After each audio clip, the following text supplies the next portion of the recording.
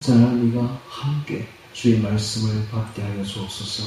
예수님 이름으로 기도합니다. 아멘.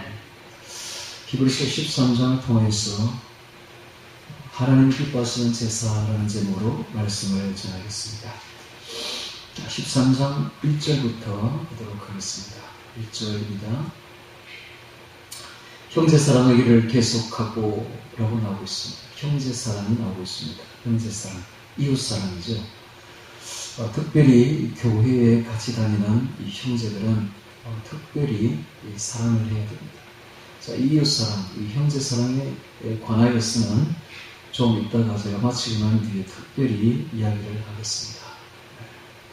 이 형제사랑에 대해서 구체적으로 이야기를 합니다. 첫 번째가 손님 대접하기를 잊지 말라. 이로써 부지 중에 천사들을 대접한 이들이 있으느니라 라고 말하고 있습니다. 손님 대접. 형제사랑, 이웃사랑 중에서 첫 번째로 나오는 것이 손님 대접입니다. 그래서 부지 중에 천사들을 대접한 이들도 있었다고 말합니다. 성경에 나오죠. 아브라함과 롯입니다. 아브라함과 롯이 손님을 잘 대접했더니 그 아브라함과 롯이 대접한 그 손님이 바로 천사였다는 것이죠.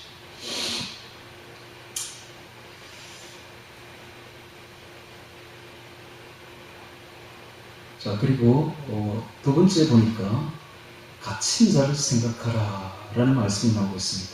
자기도 함께 갇힌 것 같이 갇힌 자를 생각하고, 당시에 이 글을 썼을 때가 로마 정부가 네로 황제가 성도들을 아주 심하게 박해하던 로마 네로 황제의 박해 시대입니다. 그러다 보니까는 이 성도들이, 기독교인들이 많이 옥에 갇히게 되었었죠. 근데 그 갇힌 자를 생각하라고 말하고 있습니다. 갇힌 자를 생각하는 것은 바로 형제를 사랑하는 사랑이죠.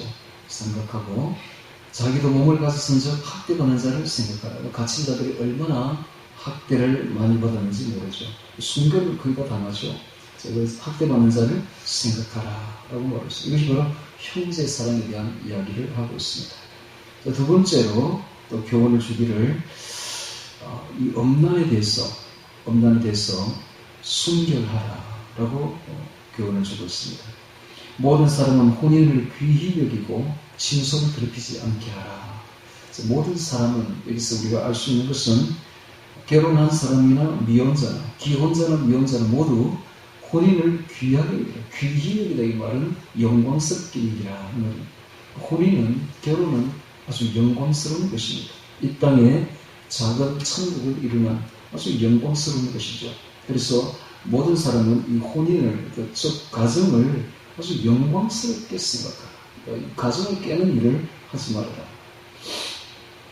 진소를 더럽히지 않게 하라. 성윤리에 관한 권면을 하고 있습니다. 왜냐하면 당시 로마는 극도로 태폐적인 성생활이 유행하고 있었습니다.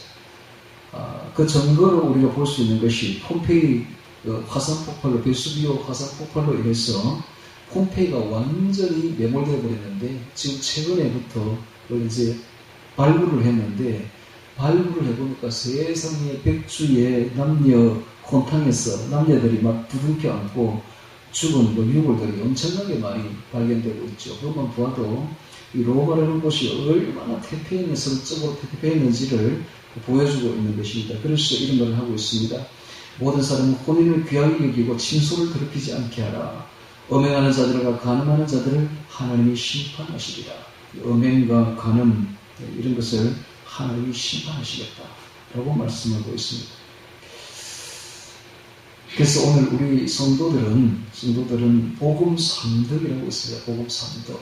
첫 번째가 청빈입니다. 청빈.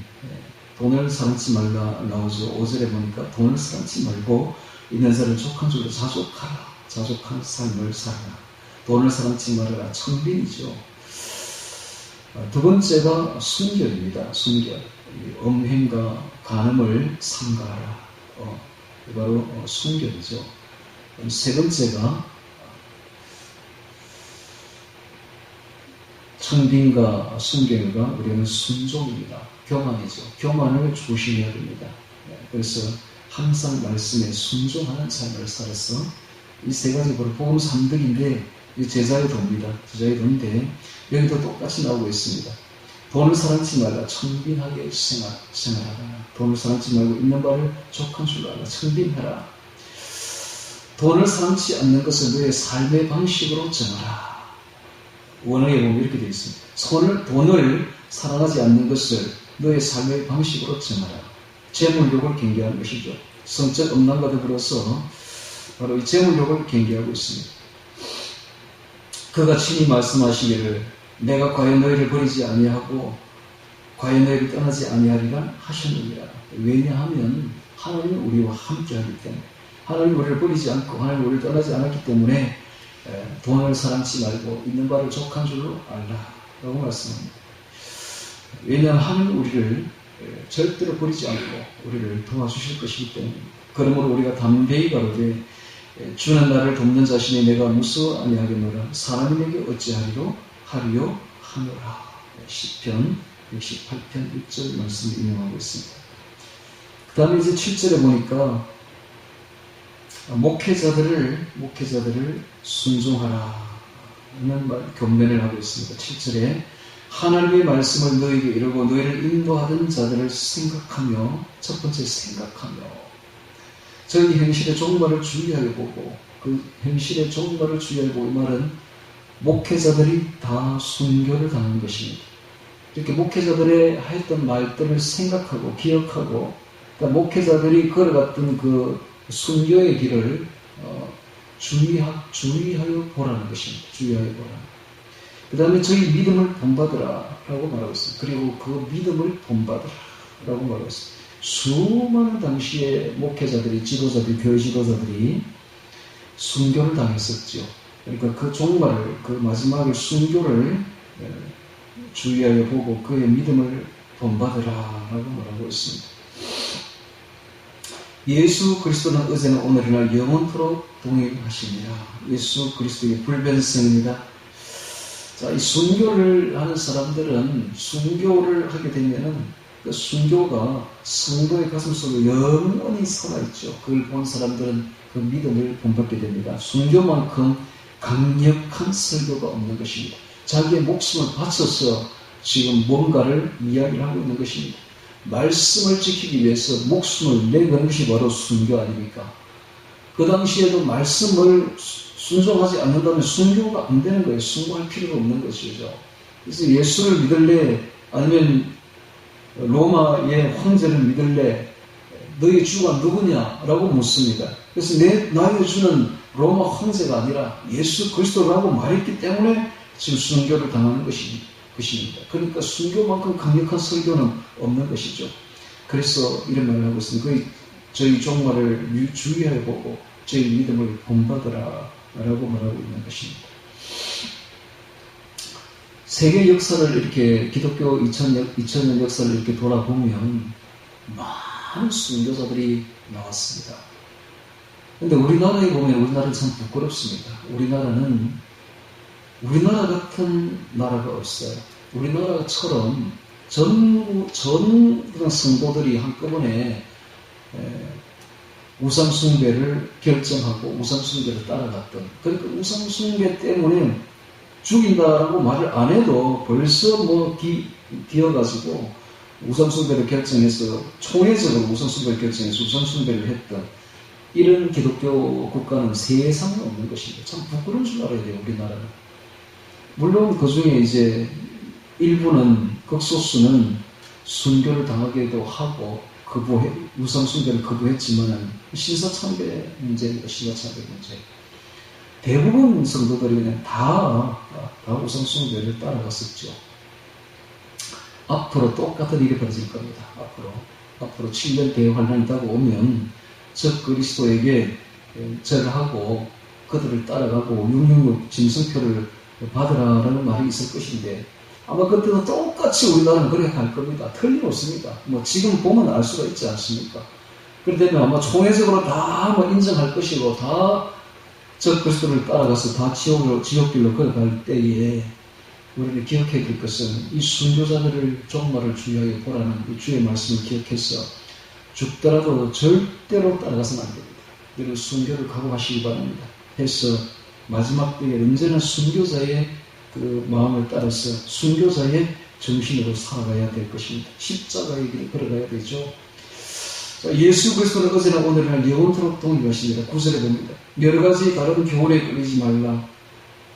이단 사상에 끌리지 말라라는 특별히 요망하고 있습니다. 그래서 언제나 다른 이단에 끌리지 않도록 주의하라는 것입니다. 이렇게 주의하는 방법은 두 가지입니다. 말씀에 바로 쓰면 됩니다. 두 번째는 성령의 인도하심을 따라가면 됩니다. 이단에 누가 끌려가니까 말씀에 바로 서지 못하니까 성령의 인도를 받지 못하니까 이단에 따라가는 것이죠. 그래서 여러 가지 다른 교훈에 끌리지 말라. 마음은 은혜로서 함이 굳게 함이 아름답고 식물로서 할 것이 아니니 식물로 말미암아 행한 자는 유익을 얻지 못하고 이 식물은 레위기 11장에 나오는 정결한 식물과 정결치 못한 그 먹거리들을 이야기하는 것입니다. 그것으로는 마음이 절대로 굳게 안 된다는 이야기입니다. 이 마음은 은혜로서 함이 아름답다라고 말하고 있어요. 왜 이런 말을 할까요? 이것은 히브리서 자체가 유대인들에게 지금 쓴 글이기 때문에 그렇습니다. 유대인들을 대상으로 그들을 예수님께로 돌아오라는 건면을 하는 것이 바로 히브리서이기 때문에 이런 말을 하고 있습니다. 자, 10절에 봅니다. 우리에게 제단이 있는데, 이런 말도 유대인들 보고 하는 말이죠. 너희들이 제단이 있지, 우리에게도 제단이 있어. 이런 말입니다. 우리에게 제단이 있는데, 그 위에 있는 제물은 장막에서 섬기는 자들이 이 제단에서 먹을 권한이 없나니, 이는 죄를 위한 짐승의 피는 대제사장이 가지고 성소에 들어가고 그 육체는 영문 밖에서 불사릅니다. 이게 무슨 말인가 하면 대속죄일날 7월 15일 대속죄일날 전 백성을 위한 속죄 제사를 말합니다. 이 속죄 제사는 피는 그 제단에 뿌리고 그리고 그 짐승의 그 육체는 다 태워버립니다. 절대로 먹을 수가 없어요. 그 외에 나머지 속죄제사 외에 나머지는 일부만 태우고 일부만 하나님께 드리고 난 뒤에 나머지 부분은 다 제사장이 먹을 수가 있었습니다. 그런데 속죄제사는 먹을 수가 없었어요. 그것은 전부를 불살라 태워드리는 제사였다는 것입니다. 자, 그러므로 12절 그러므로 예수도 자기 피로서 백성을 거룩해 하려고 영문 밖에서 고난을 받으셨네. 그 제사가 바로 예수님의 십자가 제사다. 그러니까 그것은 지금까지 너희가 들었던 그 속죄 제사는 예수님의 십자가 제사를 예표하는 것이었다라는 이야기입니다. 그래서 예수님이 바로 우리의 속죄 제물로 제사로 우리 자기 피로서 들어주셨다 이런 이야기를 하고 있습니다. 예수도 자기 피로서 백성을 거룩해 하려고 영문 밖에서 성문 밖에서 고난을 받으셨느니라. 자, 구약 제사법이 십자가 제사로 십자가 사역의 예표가 되었다. 그래서 영원하고 완전한 제사를 예수님이 들으셨다 이런 뜻입니다. 자, 13절에 그런즉 우리는 그 능력을 지고 영문 밖으로 그에게 나가서 영문 밖은 십자가가 있는 곳이 예수님이 죽은 곳입니다. 그러므로 그 예수님이 고난에 동참하고 그 십자가에 동참하라. 골고다 언덕으로 우리도 나아가자라는 뜻입니다. 우리가 여기는 영원한 도성이 없고 왜냐하면 이곳은 이 세상은 영원한 곳이 아니다. 이곳은 장망성이다. 장차 망할 성이다. 영원한 도성이 없고 오직 장차 올 것을 찾는 이 장차 올 것은 앞으로 우리가 들어갈 하늘의 천성을 말합니다. 장차 올 것을 찾나니 그러므로 이름으로 우리가 예수로 말미암아 항상 찬미의 제사를 하나님께 드리자. 이는 그 이름을 전거하는 입술의 열망이라. 자, 이렇게 우리가 하나님을 따르는 우리들이 찬미의 제사를 드리는 것은 찬송이죠. 자, 이 찬송은 바로 성도들에게 준 특권 중에 특권입니다. 이 찬송은 아무나 부르는 게 아니에요. 이것은 오직 예수님을 나의 구주로 믿는 사람들만 부를 수 있는 특권 중에 특권이다. 항상 찬미의 제사를 하나님께 드리자. 이는 그 이름을 전가하는 입술의 열매, 우리 입술의 열매가 바로 찬송이다 라는 것입니다. 이것이 하나님이 기쁘게 받으시는 제사라는 것입니다. 제사. 자, 이 찬송은 하나님을 사랑하는 마음으로 드려야 됩니다. 그냥 찬송 드리는 것은 하나님 받지 않으십니다. 오직 하나님을 사랑하는 그 사랑으로서 하나님께 찬송을 드릴 때에 하나님이 그 마음을 받으시고 그 찬송을 받으시는데 어느 정도로 기쁘게 받으시느냐 하면 시편 69편 31절에 보면 황소를 드림보다 찬송을 드리는 것이 여호와를 더욱 기쁘시게 할 것이라 라고 말하고 있습니다. 이 황소 제사는 큰 제사입니다. 아무나 드릴 수 있는 게 아니에요.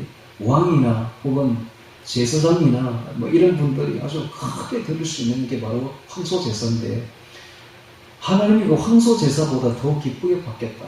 우리의 찬송을 더 기쁘게 받겠다라고 말하고 있습니다. 또한 우리가 찬송을 하게 되면 하나님이 우리에게 임재하시겠다라고 말하고 있습니다. 시편 22편 3절을 보면 이스라엘의 찬송 중에 거하시는 주여 주는 거룩하십니다. 이스라엘의 찬송 중에 거하시는 주, 우리가 찬송을 부를 때에 그때 하나님이 성령으로 우리에게 임재를 해주시겠다라는 것입니다. 그래서 우리가 찬송이 바로 입술의 열매요, 찬송은 바로 임재를 가져올 것이며 찬송만큼 기쁘게 받으시는 제사가 없다라는 것입니다. 자, 6절에 봅니다. 그 다음에 두 번째 제사가 나옵니다. 오직 선을 행함과 서로 나눠주기를 잊지 말라. 이 같은 제사는 하나님이 기뻐하시느니라. 선을 행하고 그 다음에 서로 구제지요. 구제. 나눠주기를 잊지 말라. 이 선을 행하고 구제하는 것은 이 같은 제사는 하나님이 기뻐하시는, 이 제사라고 합니다. 제사. 그래서 찬송을 부르는 것도 제사고 선행을 하고 또 구제를 하는 것도 하나님께 드리는 제사다. 제사. 이 같은 제사는 하나님이 아주 기쁘게 받으십니다. 이게 뭡니까? 형제사랑이죠. 이 형제사랑은 하나님 사랑과 동일성상에서 하나님이 받겠다는 것입니다. 자, 이 문제는 나중에 다시 한번 이야기를 하겠습니다. 자, 17절에 봅니다. 너희를 인도하는 자들에게, 목회자들이죠. 너희를 인도하는 자들에게 순종하고 복종하라. 저희는, 목회자들은 너희 영혼을 위하여 경성하기를 자기가 회개할 자들과 같이 하느니라. 회개, 영혼에 대한 책임감으로 이런 일을 하고 있다. 그런 것입니다. 저희를 하여금 즐거움으로 이것을 하게 하고, 목회를 즐거움으로 하게 하고, 근심으로 하게 말라. 그렇지 않으면 너희에게 유익이 없느니라. 라고 말합니다. 자, 이 목회자들이요, 우리 그 성도들의 영혼을 위하여 마치 하나님 앞에 가서 회개를 해야 될 자인 것처럼, 즉 영혼에 대한 책임을 지고서 목회를 한다는 것이죠. 그러니까는 영혼의 어버이들입니다. 영혼의 어버이들. 자, 이 영혼의 어버이, 이 목회자들은요, 진짜 어버이예요.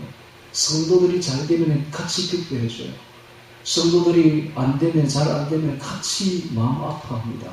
이것은 부모의 심정이죠. 그러니까 이 목회자들은 부모의 마음을 가진 사람들입니다.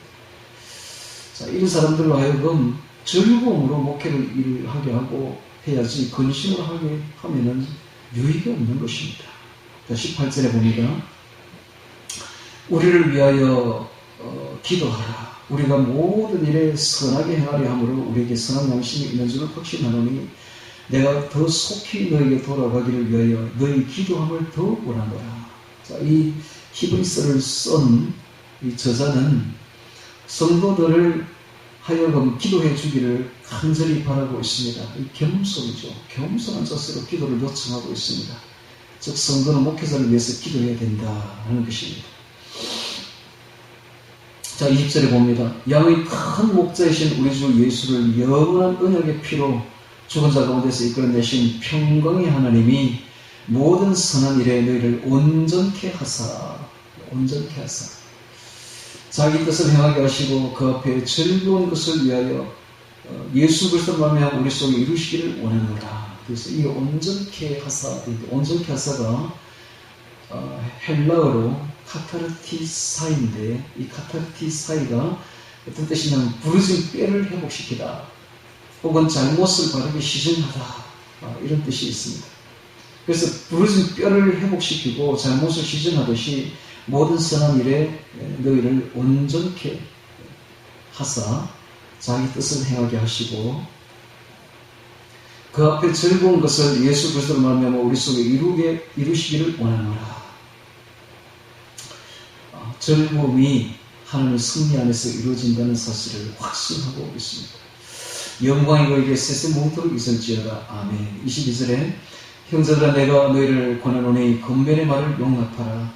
내가 간단히 너희에게 썼느니라. 간단히 썼다고 말하고 있습니다. 히브리서가 13장으로 이루어져 있는데 결코 간단한 글이 아닙니다. 아주 긴 책이에요. 특히 신약 성경에 있어서는 히브리서는 아주 긴 책에 속합니다. 그런데 왜 간단이라고 말했을까요? 이것은 너무 지루하게 여기지 말라 이런 뜻입니다. 지루하게 여기지 말고 은혜로 이 긴 글을 받으라는 뜻으로 간단히 썼느니라 라고 말하고 있습니다. 23절에 보니까 우리 형제 디모데가 놓인 것을 너희가 알라. 그가 속히 오면 내가 저와 함께 가서 너희를 보리라. 이런 말을 하고 있습니다. 이 히브리서를 쓴 저자가 누굴까라는 것이 굉장히 논란이 많은데요. 이걸 보면 이것은 바울임을 분명히 알 수가 있습니다. 디모데와 아주 절친했던 사람은 바로 그 바울이죠. 바울. 그리고 바울과 함께 디모데가 감옥에 갇혔다가 놓여진 것을 알 수가 있습니다. 이것이 바로 주후 64년입니다. AD 64년에 바울과 디모데가 감옥에 있다가 디모데가 놓여놨어요. 이것만 봐도 바울임을 알 수가 있죠. 그 다음에 이 히브리서가 왜 바울의 저자인가를 알 수 있는 대목이 있느냐 하면 이런 영성은 바울 외에는 나올 수가 없는 영성이에요. 당시에 이게 아볼로의 글이다 혹은 이 저자가 아볼로다 혹은 바나바다 이런 말이 많이 있었어요.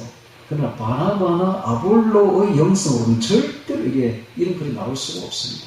특별히 12장에 보십시오. 12장에 보면 이런 말이 있죠. 23절에 보면 이런 말이 있습니다. 22절에 보면 그러나 너희가 이런 곳은 시온산과 살아계신 하나님의 도성인 하늘의 예루살렘 천성을 말하고 있습니다. 하늘의 예루살렘과 천만 천사와 하늘에 기록한 장자들의 총회와 이런 말을 하고 있습니다. 이것은 그 영이 삼천천에 가서 천국을 보지 않은 사람은 이런 말을 할 수가 없어요. 그렇게 삼천천에 올라가서 그 영원히 천국을 보고 온 사람만이 할 수 있는 이야기를 하고 있습니다. 이게 누구겠습니까? 이것은 바로 바울이다. 바울밖에 없어요. 그러면 왜 바울이 자기를 밝히지 않았을까요? 이유가 있습니다. 밝히지 않은 이유가. 이것은 이 책은 다름이 아니라 유대인들에게 보내는, 히브리인들에게 보내는 글이기 때문에 그렇습니다. 자신이 바울임을 밝히는 선입관으로 딱 거부하기 때문에 그래서 밝히지 않는 거예요. 일부러. 이 거부가 바로 일어나기 때문에. 그래서 자신을 밝히지 않고 히브리서를 쓴 것입니다. 그래서 초대교회 때는 이 히브리서의 저자가 바울임을 다 알고 있었어요. 특별히 알렉산드리아의 그 당시에 초대교회 클레멘트라는 교부는 이렇게 말했어요. 바울이 이걸 히브리서는 히브리어로 유대말로 쓴 글이다. 그런데 누가가 이것을 헬라어로 번역한 것이 바로 히브리서다. 이런 말을 했어요. 그러니까는 원래는 바울이 유대인들을 위해서 유대어로 기록한 책을 누가가 그 뒤에 헬라어로 번역한 책이 바로 히브리서다. 이런 뜻입니다. 그러니까는 이렇게 보니까 이게 바로 마지막에 보니까 이게 바로 바울이다 하는 것을 부인할 수가 없는 정황들이 나오고 있습니다. 우리 형제 디모데가 놓인 것을 너희가 알라. 그가 속히 오면 내가 저와 함께 가서 너희를 보리라. 이런 말을 하고 있습니다. 이 디모데는 이후에 주 80년에 순교를 당하게 됩니다. 그리고 바울은 AD 67년경 참수형을 당하게 되죠. 이렇게 지금 이 글을 쓸 때가 AD 64년임을 알 수가 있습니다. 감옥에 있을 때를 알고 있습니다. 그리고 보면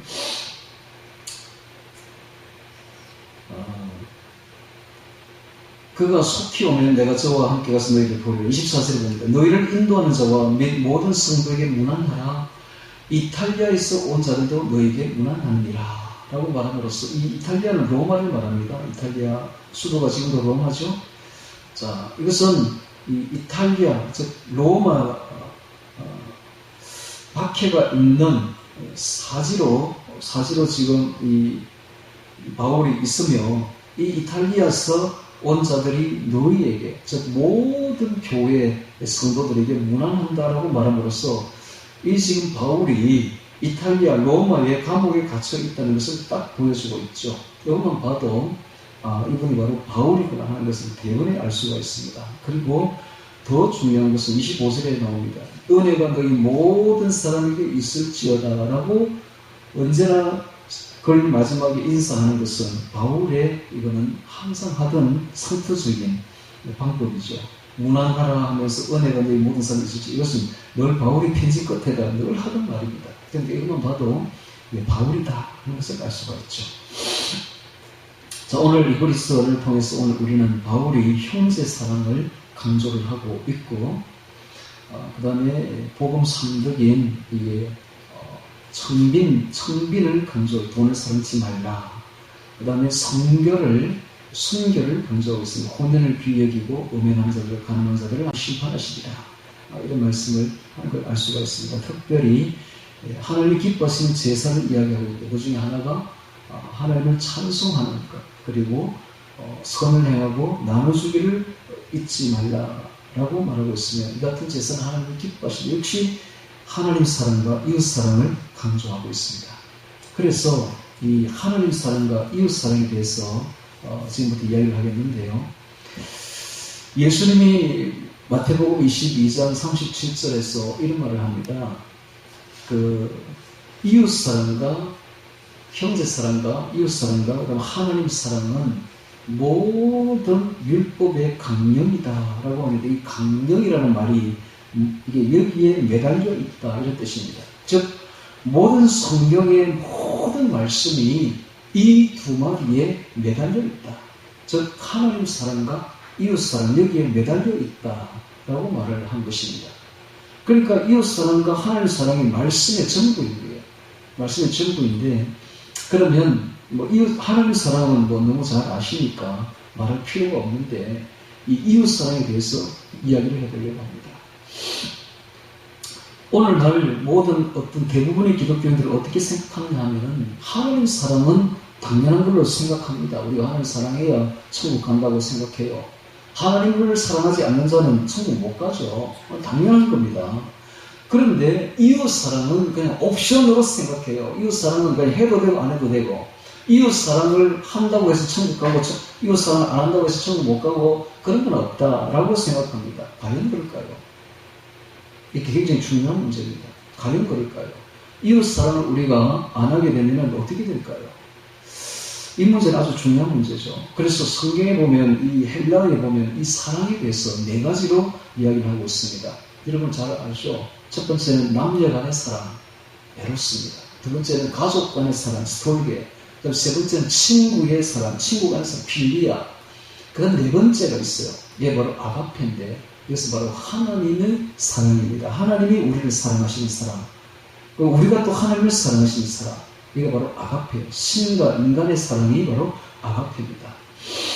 그런데 이 아가페를 오늘날 기독교인들이 어떻게 생각하느냐 하면, 그것은 우리하고는 아무 상관없는 사랑이다. 그것은 우리가 미칠 수 없는 사랑이다. 이것은 무조건적인 사랑이다. 하나님의 일방적인 사랑이다. 그래서 우리가 죄를 아무리 범해도 그냥 일방적으로 무조건적으로 용서해 주시는 사랑이다 라고 생각합니다. 과연 그럴까요? 하나님이 일방적으로 우리에게 부어주시는 사랑만이 아가페일까요? 하나님이 우리를 사랑하시는 사랑이라는 것은 분명합니다. 요한복음 3장 16절에 보면 하나님이 세상을 이처럼 사랑하사 이렇게 나옵니다. 하나님이 세상을 이처럼 사랑하사 독생자를 주셨으니 이는 저로 말미암아 멸망치 않고 영생을 얻게 하려 하십니다. 하나님이 세상을 이처럼 사랑하사, 물론 아가페 맞습니다. 하나님이 사랑하시는 사랑이죠. 그런데 이것이 인간이 하나님을 향한 사랑으로 적용되고 있다는 사실입니다. 고린도서 8장 3절에 보면 또 누구든지 하나님을 사랑하면 이 사람은 하나님이 아시는 바가 되었느니라. 누구든지 하나님을 사랑하면, 여기 사랑하면 여기 아가페 되어 있어요. 그러니까 인간이 하나님을 사랑하는 것도 아가페다, 이런 뜻입니다. 아가페다. 그러니까 이 아가페는 하나님과 인간의 쌍방적인 사랑을 이야기를 하고 있는 것이지, 단순히 하나님이 인간을 사랑하는 일방적인 사랑이 아니라는 사실입니다. 자, 다시 또 보면은 이렇게 기록되어 있어요. 로마서 5장 8절에 보면, 우리가 아직 죄인 되었을 때 그리스도께서 우리를 위하여 죽으심으로 하나님께서 우리에 대한 자기의 사랑을 확정하셨느니라. 예수님이 우리를 위해서 죽으신 사랑입니다. 이게 바로 아가페 사랑이에요. 아가페 사랑. 즉 목숨을 거는 사랑입니다. 이 사랑이 단순한 사랑이 아니라 목숨을 거는 사랑이다. 이게 바로 하나님이 우리에게 향한 사랑입니다. 그러면 우리도 목숨을 걸어야 됩니다. 마태복음 22장 30절, 내 마음을 다하고 목숨을 다하고, 우리가 하나님을 사랑하는 데 있어서 어떻게 사랑해야 되는, 목숨을 걸으라 이 말이에요. 목숨을, 네 마음을 다하고 목숨을 다하고 뜻을 다하여 주의 하나님을 사랑하라. 인간 역시 하나님을 향해서는 목숨을 걸어야 됩니다. 자기를 내어주는 목숨을 거는 사랑을 해야 됩니다. 이것이 바로 아가페 사랑입니다. 아가페 사랑. 그런데 오늘날 기독교인들 어떻게 생각하느냐? 하나님이 내어주는 사랑이 끝이다. 끝, 더 이상 없다. 그냥 우리는 받기만 하면 된다. 우리가 뭐 하나님을 사랑하는 건 아니고, 그냥 하나님이 우리를 그냥 사랑하고 우리는 그냥 받기만 하면 끝. 그것이 하나님의 은혜고 사랑이고, 그래서 성경에, 라고 말하는데, 그게 과연 성경의 가르침일까요? 충격적인 것은 하나님을 사랑하듯이 우리가 이웃을 아가페로 사랑해야 한다는 것입니다. 이게 바로 충격적인 것입니다. 근데 보통 이제 이웃 사랑에서 걸려 넘어지는 것이, 항상 우리가 교회에서 어떤 식으로 이웃을 사랑합니까? 이 남녀 간의 사랑하는 방식을 에로서, 혹은 가족적인 사랑, 설계, 부모가 뭐 자식을 사랑하듯이, 혹은 필리아적으로 친구에 사랑하듯이 이렇게 사랑하려고 하니까 안 되는 겁니다. 이런 사랑은 다 이기적인 사랑입니다. 하나님 중심적인 사랑이 아니에요. 성경이 가르치는 사랑이 아니다라는 것입니다. 이웃 사랑은 어떻게 사랑해야 되느냐 하면, 형제 사랑은 바로 이 아가페로 사랑해야 됩니다. 아가페로. 하나님 사랑으로, 즉 자기의 목숨을 걸고 자기를 내어주는 사랑으로 그럴 때만이 이웃 사랑이 비로소 가능해진다라는 것입니다. 마태복음 22장 39절에 보면, 둘째는 그와 같으니 내 이웃을 내 몸과 같이 사랑하라. 내 몸과 같이 사랑해야 돼. 목숨 걸라 이 말이에요. 내 몸과 같이 사랑하라. 이웃 사랑을 어떻게 아가페로 목숨 걸고 사랑하라. 이것은 이웃 사랑에 대한 아가페 사랑이 하나님에 대한 아가페 사랑과 똑같은 것임을 말해주고 있습니다. 동질입니다. 동질. 그래서 요한일서 4장 20절에 보면, 누구든지 하나님을 사랑하노라 하고 그 형제를 미워하면 이는 거짓말하는 자니, 보는 바 그 형제를 사랑치 아니하는 자가 보지 못하는 바 하나님을 사랑할 수 없느니라. 보는 바 그 형제를 사랑치 아니하는 자가 보지 못하는 바 하나님을 사랑할 수 없다고 단정하고 있습니다. 그래서 이웃을 아가페로 사랑하지 않는 사람은 하나님을 아가페로 사랑하는 것이 불가능하다. 요한일서 4장 21절에 보면, 우리가 이 계명을 주께 받았으니, 이런 말을 하고 있습니다. 이 계명이 하나님 이웃 사랑하라는 이 계명인데, 이 계명이 바로 엔토레로서, 이게 왕명을 말합니다. 왕명. 여러분, 우리가 어명을 어기면 바로 죽는 거죠. 반역죄죠. 바로 죽는 것이죠. 이게 이웃 사랑하라는 것이, 이게 왕명입니다. 어명입니다. 이거 어기면 죽는 겁니다. 바로 죽는다는 게 뭡니까? 지옥 간다는 것이. 그런데 오늘 대부분 이 명령을 아주 조롱합니다. 왜 그럴까요? 그럴 리가 없다는 거예요. 형제 사랑은 그냥 옵션인데, 하나님만 사랑하면 되지, 이웃 사랑은 뭐 천국 가고 지옥 가는 그게 걸림돌이 되느냐? 그럴 리가 없다는 거예요. 아주 조롱하고 있는 거예요. 하나님만 사랑하면 되는 거야. 형제를 사랑하지 않아도 하나님 사랑이 가능해. 아닙니다. 어기면 죽습니다. 왕명입니다. 어명입니다. 반드시 지켜야 되는 것입니다. 그래서 이 아가페에 대해서 누군가가 아주 단어 해설을 아주 잘 했는데요. 이분이 누군가는 윌리엄 바클레이라는 분인데, 그분이 자기 단어 해설집 뉴 테스트먼트 워즈라는 단어 해설집에서 이렇게 말하고 있습니다. 아가페는 우리 마음속에서 저절로 일어나는 감정이 아니다. 다시 말하면 굉장히 중요한 말입니다. 아가페는 우리 마음속에서 저절로 일어나는 감정이 아니다. 이게 바로 감정이 아니다. 그것은 의지다. 의지와 관련이 있다.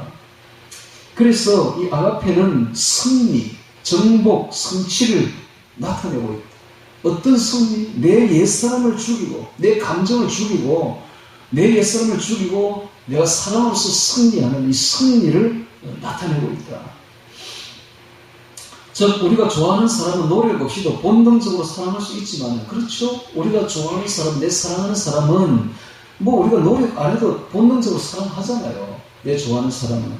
하지만 원수는 절대로 본능적으로 사랑할 수가 없는 것이죠. 이것은 의지로 사랑할 수밖에 없습니다. 의지로, 오직 의지로 본능적인 감정을 이길 때만 가능합니다. 이게 바로 아가페입니다. 그러므로 아가페는 사랑할 수 없는 사람을 사랑하는 능력이요 파워입니다. 이게 바로 파워예요. 파워. 의지로 사랑하는 거예요. 옛사람을 죽일 때에 사랑이 가능한 거예요. 그래서 성경은 원수를 사랑하라 라고 말하고 있습니다. 근데 이 원수를 사랑하는 것이 무슨 연인을 사랑하듯이, 가족을 사랑하듯이, 친구를 사랑하듯이 그렇게 하는 것이 아니라 그 사랑은 아가페 사랑이다 라는 것입니다.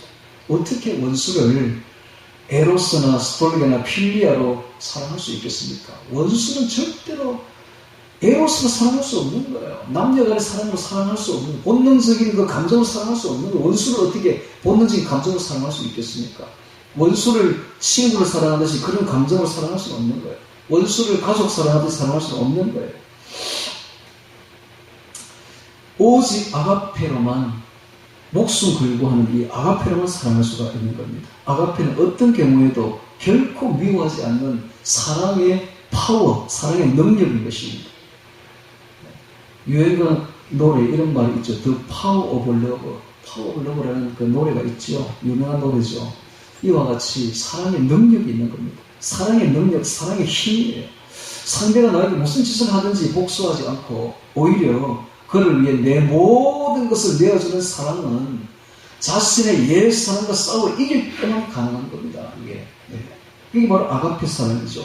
즉 의지를 다해 사랑하는 것, 마음을 다해 사랑하는 것입니다. 본능적인 감정을 싸워 이김으로써 성취하는 적극적인 사랑인 것입니다. 이 사랑은 바로 성령의 사랑이고 성령의 열매인 것입니다. 본능적인 사랑이 아닙니다. 원수까지 사랑하는 것은 이웃 사랑의 본질인데, 이게 바로 아가페 사랑인데, 이건 내 힘으로 내 감정으로 되는 게 아닙니다. 이것은 하나님의 능력으로, 하나님의 성령의 열매로 되는 것입니다. 이게 바로 아가페 사랑입니다. 그래서 갈라디아서 5장 13절에 보면 그 자유 육체의 기회를 삼지 말고 오직 사랑으로 서로 종노릇하라고 했어요. 사랑으로 서로 종노릇하라. 오늘 우리가 이웃을 사랑할 때에 사랑으로 서로 종노릇해야 되는 것입니다. 자, 예수님도 말씀하시기를 마태복음 20장 28절에 인자가 온 것은 승김을 받으려 함이 아니라 도리어 승기려 하고 자기 목숨을 많은 사람의 대속으로 주려 함이라 그랬습니다. 그래서 어떻게 이웃을 사랑해야 하는가 하면 오직 사랑으로 서로 종노릇해야 됩니다. 이것이 바로 이웃 사랑입니다. 아가페 사랑은 서로 종노릇하는 것입니다. 이것이 바로 이웃 사랑의 본질이죠. 갈라디아서 5장 6절에도 예수 그리스도 안에서 사랑으로서 역사하는 믿음뿐이니라 라고 말했습니다. 사랑으로서 역사하는 믿음뿐이니라. 갈라디아서 5장 6절 한번 찾아보도록 하겠습니다. 여러분 갈라디아서 5장 6절 찾습니다. 고린도 후서 뒤에 갈라디아서가 있습니다. 갈라디아서 5장 6절 찾습니다.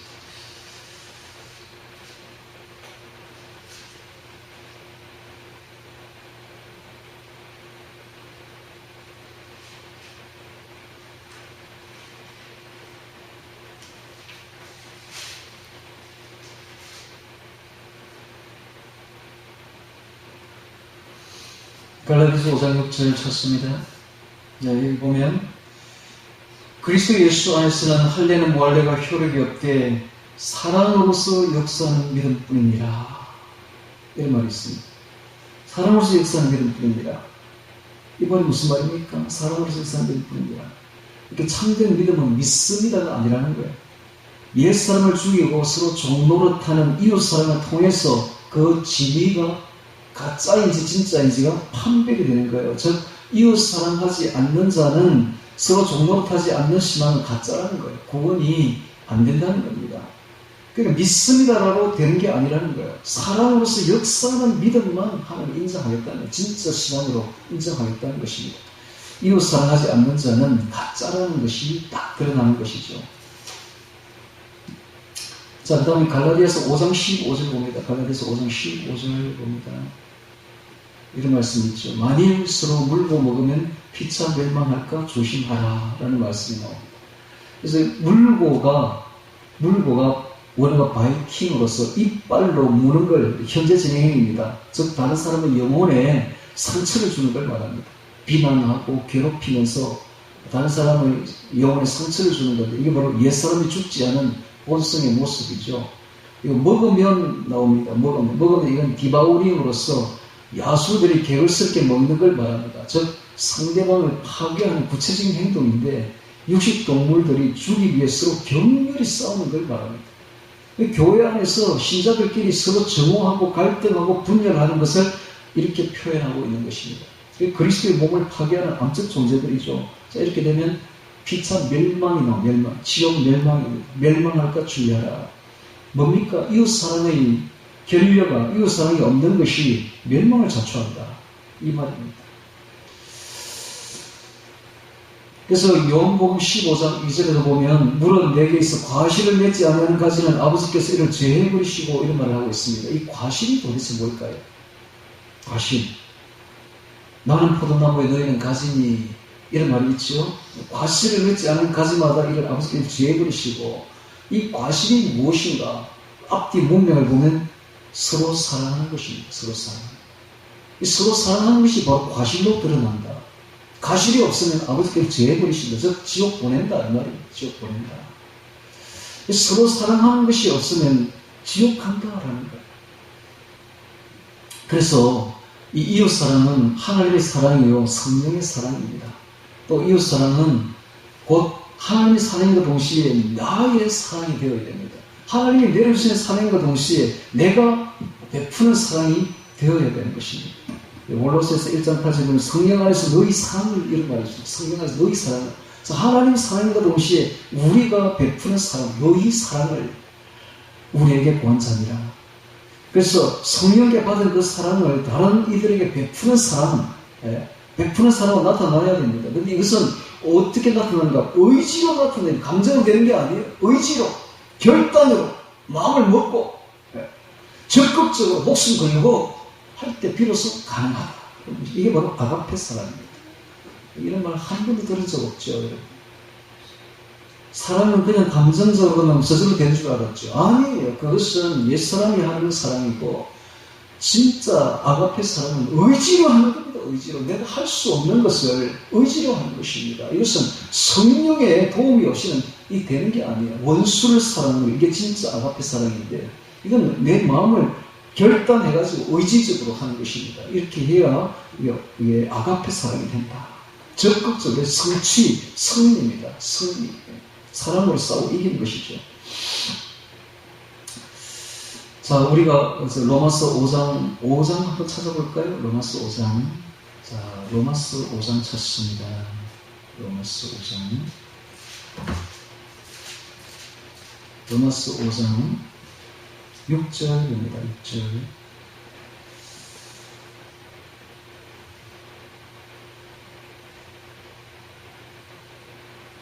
자, 사랑의 절정을 한번 보겠습니다. 로마서 5장 6절.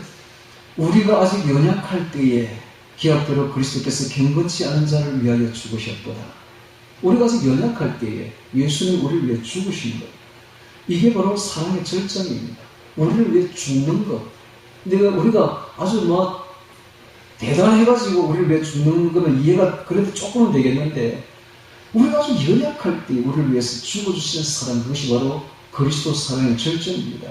그 다음 8절에 봅니다. 8절.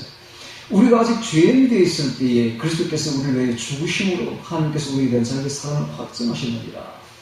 우리가 아직 죄인이 되어 있을 때에, 우리가 의인이 아니라 죄인이 되었을 때에 그리스도께서 우리를 위해 죽으신 사랑, 이게 바로 사랑의 절정입니다.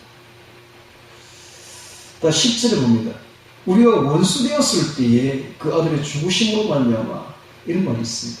우리가 원수 되었을 때, 그러니까 보십시오. 우리가 연약할 때에, 우리가 아직 죄인 됐을 때에, 우리가 심지어 원수 되었을 때도 예수님이 하나님의 사랑으로 우리를 위해서 죽어주신 사랑, 이게 바로 사랑의 절정이다. 그럼 우리도 그거 똑같이 해야 됩니다. 우리도 이웃을 사랑할 때에 이웃이 사랑할 만해서 사랑하는 것이 아니라 정말 연약하고, 그 다음에 정말 죄인이고, 정말 원수처럼 그런 상태에 있을지라도 우리가 그리스도의 사랑으로 죽을 정도로, 목숨을 걸 정도로 사랑해야 된다는 것이, 이게 바로 아가페 사랑입니다. 그러니까 우리도 형제를 위해 죽을 수 있다는 것을 성경을 통해서, 이게 가능합니다. 가능해요. 성경이 가진 사랑이거든요. 그래서 뭔가 하면 교회에서 에로스나 스톨게나 필리아로 사랑하게 되면, 교인들끼리 사랑하게 되면 반드시 싸울 수밖에 없습니다. 매일 싸우게 되어 있습니다. 오직 아가페로 사랑해야, 그러면 용납 못할 사람이 없는 거예요. 원수까지도 용납하고 사랑하는데, 이러면 교회가 아주 평안해지는 것입니다. 왜 교회가 요즘에 이렇게 분란이 많은가? 아가페로 사랑할 줄을 모르는 거예요. 오직 사랑한다는 게 에로스, 필리아, 스톨게로 사랑하니까, 가족 간에 사랑하듯이, 혹은 친구 사랑하듯이, 연인 사랑하듯이 이렇게 사랑하니까 싸울 수밖에 없는 거예요. 맨날 싸우는 거예요. 자, 우리가 목숨 바쳐 이웃을 사랑해야 되는 것입니다. 요한일서 3장 16절에 보면 그가 우리를 위하여 목숨을 버리셨으니 우리가 이로써 사랑을 알고 우리도 형제를 위하여 목숨을 버리는 것이 마땅하니라. 목숨 버리는 사랑, 이게 바로 아가페 사랑입니다. 우리가 예수님과 같이 똑같이 목숨 바쳐서 이웃을 사랑하라 라고 성경은 말하고 있습니다. 이것이 바로 그리스도의 사랑이요, 하나님의 사랑이며, 우리가 이 사랑을 모방해야 된다 라고 말하고 있습니다. 그리고 이제 골로새서 3장 13절에 보면 서로 용납하여 피차 용서하되, 이런 말을 하고 있어요. 에베소서 4장 32절 서로 용서하기를 하나님의 그리스도 안에서 너희를 용서하신 같이 하라. 그 다음에 베드로전서 3장 8절에도 이런 말을 하는데, 형제를 사랑하며 불쌍히 여기며 체휼하며, 이런 말을 합니다. 불쌍히 여기고 긍휼히 여기고 용서하고 이런 말을 하고 있습니다. 그래서 우리는 하나님의 불쌍히 여김을 갈망하면서, 또 하나님의 용서하심을 갈망하면서 우리가 다른 사람을 용서하지도 못하고 불쌍히 여기지도 않는다면 이건 잘못된 것이죠. 이건 완전히 잘못된 것입니다. 그런데 다들 그렇게 생활하고 있어요. 그래서 교회가 끊임없이 분란이 일어나고 다툼이 일어나고 결국 다 지옥 가는 것입니다. 그리고 갈라디아서 6장 2절에 보면 너희가 서로 짐을 지라 라고 말하고 있어요. 이 짐을 진다는 것은 상대의 약점을 짊어지고, 상대의 잘못을 짊어지고, 흉보지 아니하고 수근수근하지 아니하고, 그런 걸 말합니다. 서로 짐을 지라. 그런데 요즘에는 교회에 가서요, 이 마음을 터놓고 이야기를 할 수가 없어요. 조금이라도 내 잘못을, 약점을 이렇게 털어놓으면 이게 순식간에 온 교회 다 퍼져요. 그걸 내가 하나 묻어두지를 못해. 짐을 지라고 했는데, 로마서 15장 1절에도 우리 강한 자가 마땅히 연약한 자의 약점을 담당하고, 약점을 담당해 줘야 되는데, 도대체 교회는 그런 게 없어요. 우리가 오늘 이 사랑을 하되 어머니처럼 사랑해야 됩니다. 어머니는 보십시오. 자녀가 아무리 불완전하고 약점이 많고 흠이 많고 이래도 다 덮어주지 않습니까? 어머니가 바로 그런 사랑하죠. 오늘 우리가 그런 사랑을 해야 돼요. 다 덮어줘야 돼. 다 덮어줘야 돼. 다 덮어주고 용서하고 용납하고 그렇게 하라 하는 것입니다. 베드로전서 4장 8절에 보면 사랑은 허다한 죄를 덮느니라. 베드로전서 4장 8절 허다한 죄를 덮는, 사랑으로 못 덮을 죄가 없는 거예요. 다 덮어주라는 거예요. 이렇게 교회는 사랑이 넘쳐야 되는 것입니다. 이게 바로 형제 사랑이죠. 그런데 이웃 사랑을 거스리는 죄가 몇 가지 있는데 우리 한번 찾아보도록 할까요? 갈라디아서 5장 19절 찾습니다. 갈라디아서 5장 19절, 여러분들이 잘 아는 말씀이죠. 갈라디아 5장 19절 봅니다.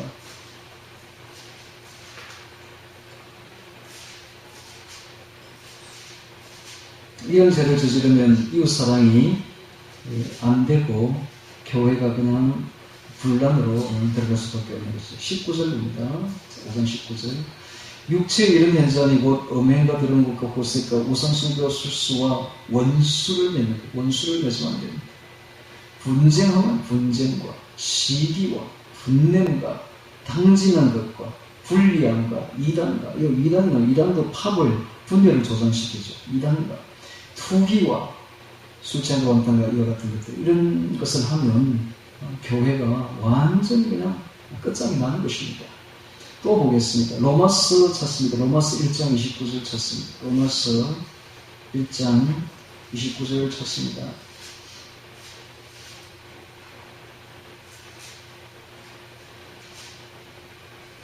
29절에 보면 곧 모든 불의, 추악, 탐욕이 나오고 있습니다. 이 탐욕도 탐욕이 있으면은 하나가 되지 못합니다. 악의가 가득한 자요, 시기, 살인, 분쟁, 사기가 나오고 있습니다. 속여 빼앗는 걸 말하죠. 속여 빼앗는 거. 사기, 악독이 가득한 자요, 수근수근한 자, 남의 잘못을 덮어주지 못하고 그냥 수근수근 다 이야기해버리는 이런 걸 하면 그냥 그 공동체가, 사랑의 공동체가 되지 못하고 그냥 파괴되어버리죠. 비방하는 자요, 하나님을 미워하시는 자요, 능욕하는 자요, 교만한 자요, 교만 나오고 있습니다. 교만. 복음 3덕의 세 번째가 바로 이 순종입니다. 순종. 우리가 순종할 때 교만에서 벗어날 수가 있습니다. 교만이 뭔가 하면 자기가 하나님 자리에 앉는 겁니다. 하나님 노릇하는 것, 이게 바로 교만입니다. 우리가 교만하지 않냐고 않으려면 하나님 말씀에 순종하면 돼요. 순종. 순종을 할 것인가, 아니면 하나님 노릇할 것인가, 교만할 것인가, 이 둘 중에 하나죠. 오늘 우리는 교만하게 되면 다 공동체가 그냥 부서져 버리고 맙니다. 그래서 교만하지 말고, 교만이야말로 죄 중에 제일 큰 죄입니다. 제일 큰 죄. 제일 1번 항목이 바로 교만입니다. 자기가 하나님 노릇하는 것이죠. 교만한 자요, 자랑하는 자요, 자랑하는 자가 바로 교만한 자죠. 바로 악을 도모하는 자요, 부모를 거역한 자, 우매한 자요, 배약한 자, 무정한 자요, 무자비한 자라. 이런 것을 하게 되면 공동체가 다 파괴되어 버리는 것입니다. 자, 오늘 우리는 이 말씀을 통해서 이 아가페가 뭔지를 알았습니다. 이 아가페는요, 가만히 있다고 되는 게 아니라 본능적으로 그냥 좋아하는 사람을 좋아하고 사랑하는 사람을 사랑하는 게 이 사랑이 아니라 자기를 내어주는 사랑입니다. 목숨을 거는 사랑이에요. 의지적인 사랑입니다. 무조건적으로 용서하고 덮어주는 사랑입니다. 인내하면서 끝까지 기도하는 사랑입니다. 인내하면서 기도해주는 사랑입니다. 불쌍히 여기는 사랑입니다. 이럴 때에 교회가 사랑의 공동체가 된다라는 것입니다. 그러니까 이웃 사랑은 옵션이 아닙니다. 해도 되고 안 해도 되고 이런 게 아니라 이웃 사랑하지 않는 것은 곧 하나님을 사랑하지 않는 것입니다. 그것으로 이어집니다. 그래서 오직 믿음으로 구원받는다는 것은 거짓 구원론입니다. 성경은 사랑으로서 역사하는 믿음밖에 없다고 말했습니다. 즉, 그 믿음이 사랑이 역사가 되어야 된다. 그래야 진리가 구별될 것이다 라고 말하고 있습니다. 이웃사랑은 자기 중심적인 옛 사람을 죽이고서 죽여야 됩니다. 자기 중심적인 옛 사람을 죽이지 않으면 이웃사랑이 될 수가 없습니다. 옛 사람을 죽이고서 그리스도의 사랑을 본받아서 하는 이 그리스도의 사랑은 성령의 사랑입니다. 즉, 이웃사랑은 내 의지로서 정말 싸워 이기는, 옛 사람과 싸워 이기는, 그래서 사랑으로서 승리하는 힘과 파워, 능력이 있는 사랑입니다. 의지로 이겨야 됩니다. 정말 교회에 필요한 것이 바로 이웃사랑의 회복입니다. 오늘날 이웃사랑이 하나도 없어요. 다 깨어졌어요. 왜 그렇습니까? 뭔가 잘못됐어요. 엄청나게 잘못됐어요. 교회는 사랑의 공동체입니다. 사랑이 넘쳐나야 됩니다. 이 사랑은 가만히 있는다고 감정적으로 사랑하는 사랑이 아니에요. 이것은 의지적으로 사랑해야 돼요. 원수까지 사랑할 수 없는 사람을 사랑하는 사람, 원수까지 사랑하는 사람, 이것이 바로 아가페 사랑인 것입니다. 이런 성경적인 사랑을 회복하기를 주의 이름으로 축원합니다. 오늘 말씀 기억하며 기도드리겠습니다.